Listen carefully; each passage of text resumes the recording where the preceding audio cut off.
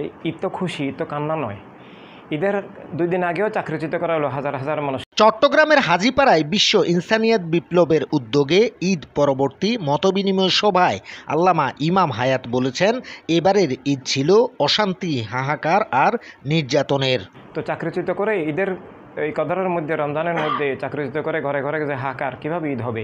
যারা দেশকে লুটপাট করছে, যারা স্বৈরতন্ত্র কায়েম করেছে, তাদের জন্য ঈদ, তারা ঈদ বলছে।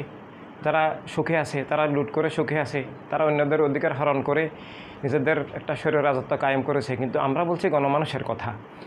গণমানুষ, সাধারণ মানুষ, কর্মজীবী মানুষ, শ্রমজীবী মানুষ ঈদ করতে পারে নাই, এবং লক্ষ লক্ষ মানুষকে মিথ্যা মামলায় গ্রেপ্তার করে তাদের পরিবারে তো হাহাকার।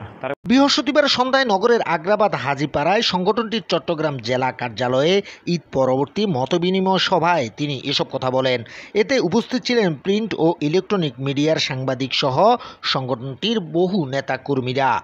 কথা বলে, অধিকারের কথা বলে, পরবর্তীকালে উল্টা কাজ করে বসে কোটা দূর করার কথা বলে এখন সব কিছুই কোটাকরণ হয়ে গেছে, নিজেদের দলীয় কোটাকরণ। উক্ত অনুষ্ঠানে বক্তব্য রেখে বিশ্ব সুন্নি আন্দোলনের প্রতিষ্ঠাতা ও বিশ্ব ইনসানিয়াত বিপ্লবের প্রবর্তক সৈয়দ আল্লামা ইমাম হায়াত আরও বলেন, জনগণের কাছে আমরা আসলে প্রকাশ্যে যেভাবে যাওয়া উচিত সেভাবে যেহেতু তারা বাধা দিচ্ছেন, তাই আমাদেরকে নীরবে জনগণের কাছে ম্যান টু ম্যান সব জায়গায় কাজ করতে হবে। আমরা হয়তো প্রকাশ্য কার্যক্রম চালাতে পারছি না বা পারবো না, কিন্তু সে অবস্থায় আমরা ব্যক্তিগতভাবে যে আমাদের সারা দেশে তো ইউনিট আছে, সবাই জনগণের কাছে যাবেন, মসজিদে যাবেন, হাটে বাজারে, মাদ্রাসায়, স্কুলে, কলেজে আমরা চেষ্টা করব ঘরোয়াভাবে সবার কাছে মুক্তির বার্তা পৌঁছানো। কেন এই সমস্যা আর সমস্যার সমাধানটা কি তা তুলে ধরা জনগণই নির্ধারণ করবেন।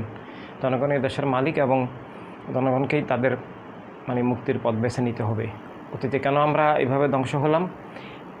যার পিছনে আছে একক গোষ্ঠীবাদী স্বৈর রাজনীতি, সেখান থেকে মুক্তি না হওয়া পর্যন্ত শতাব্দীর পর শতাব্দী আন্দোলন হলেও জীবনের মুক্তি আসবে না, জীবনের স্বাধীনতা আসবে না। সব ধর্মের, সব পথের মানুষ স্বাধীনভাবে চলতে পারবে না। আগেও দলীয়করণ করা হতো, এখনও দলীয়করণ করা হচ্ছে। দলের লোক ছাড়া চাকরি পাচ্ছে না, অন্য দলের হলে চাকরিচ্যুত হচ্ছে, এখনও হচ্ছে। আগেও মিথ্যা মামলা পুলিশকে দলীয় স্বার্থে ব্যবহার করা হতো, এখনও তা করা হচ্ছে।